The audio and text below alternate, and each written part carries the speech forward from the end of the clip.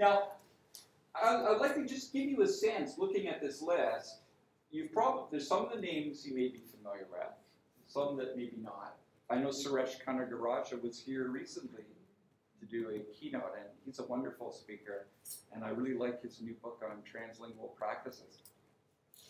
But what I'd like to draw your attention to is, thinking about the last slide, you saw all of these kinds of disciplines, fields and areas and thinkers outside ELT.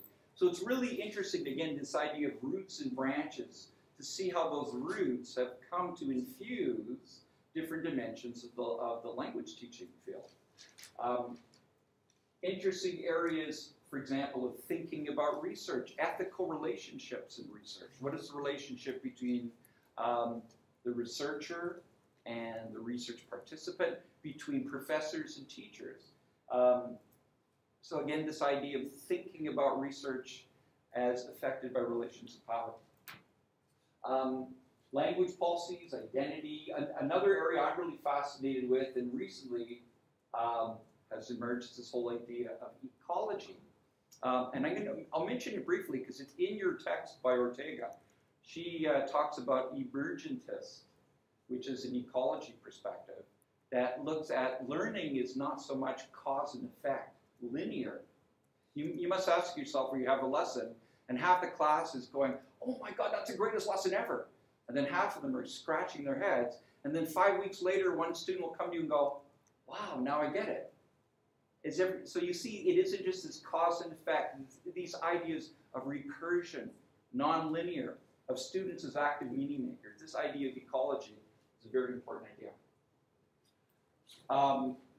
Other areas, testing. To what extent are testing students, especially high-stakes testing, fair?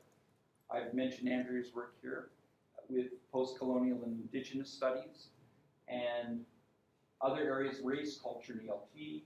And another area that's very active right now is areas around neoliberalism. David Block has a co-authored book and a single-author book on class. And so that gives you an idea. Are there any questions about these two slides so far that I've covered? No? Wow, that covered a lot of territory very quickly. Go ahead. I'm interested in post-colonial theory. So Yes. I always wondered, can we connect Foucault and post-colonial perspectives together? How could you put Foucault in post-colonial perspectives? Well, I think they would be complementary in looking at, let's say, the discursive construction of knowledge. That looking at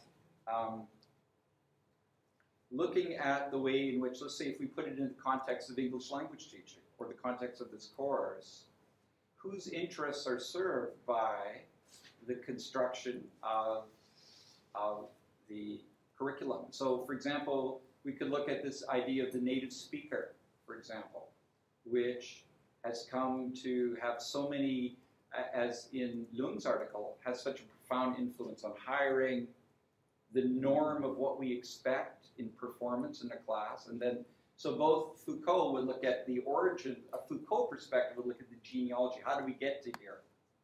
How is this a discourse? What power relations does it have? But post-colonialism would also look at the idea of the origins. How has language and knowledge been, let's say, the handmaiden or the partner of conquest? And how have people, and to what extent Kumaravadivelu, or Kumar for short, often talks about the marginalization and self-marginalization in post-colonial settings. How you still see in many countries, and even when I work in Brazil, where they look to England and the United States to model what they consider to be an appropriate syllabus, an appropriate model of language teaching. So again, these would be examples where both Foucault and post-colonial writers would merge. And there would be